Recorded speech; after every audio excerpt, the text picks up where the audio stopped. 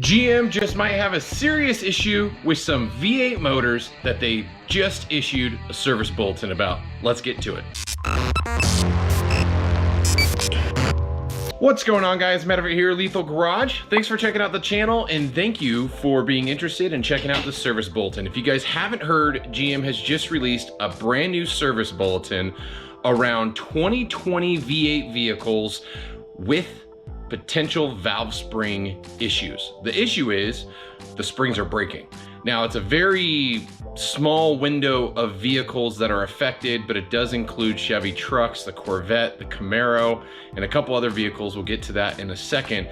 But the issue is GM had a run of products from early June to mid-September in only 2020 vehicles. So if your vehicle's not a 2020 that wasn't built between June and September of 2020, then you don't have a problem. This does not pertain to you. It's not an issue for you.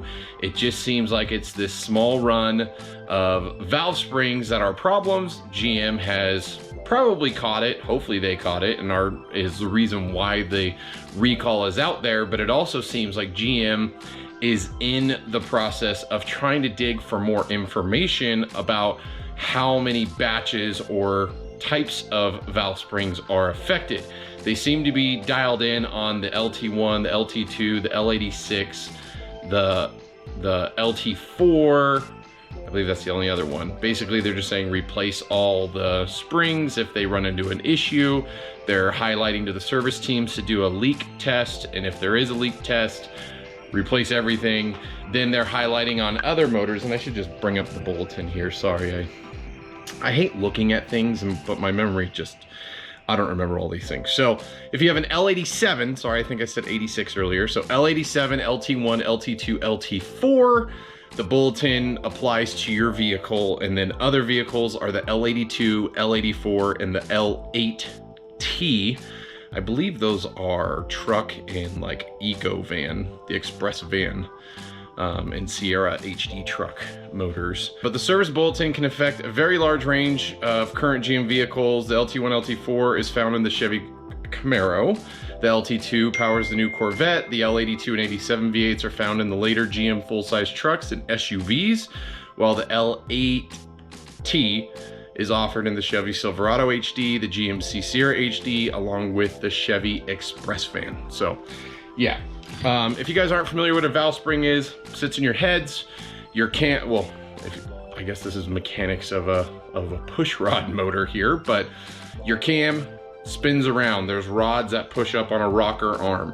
The springs are what keep the valves in your heads tight against the valves. So you have an exhaust and you have an inlet for air. So it opens the valve, air comes in, the other valve opens, air goes out after the combustion, all that stuff. The springs are what help do that. If your springs break, that's a problem, and your vehicle can't perform as possibly, and your valves can potentially bounce off your pistons and even fall in. And we talked about LS7 issues that GM still won't address. Is that too far? Is that going too far? But yeah, so it's a spring problem. Sorry, I put the phone down, but they do highlight what the issue could be linked. Where is it? So GM V8 agents may produce a service engine light along with a misfire and a strange engine noise. Yes, you would hear a strange engine noise. So if your car is manufactured in 2020 between June and September and you have a weird engine noise and a check engine light, don't even drive your car. Call your service team. They should come and pick it up, because if you have a broken valve, you should not be driving, or valve spring, you should not be driving the vehicle for the issues of you can drop a valve, and that would be very bad. Now, typically, if the runner or the little clips on the top of the valve are still in position on the spring, even if it broke in half, the valve's not gonna drop into your motor. So that's probably why you're not seeing issues like the LS7s.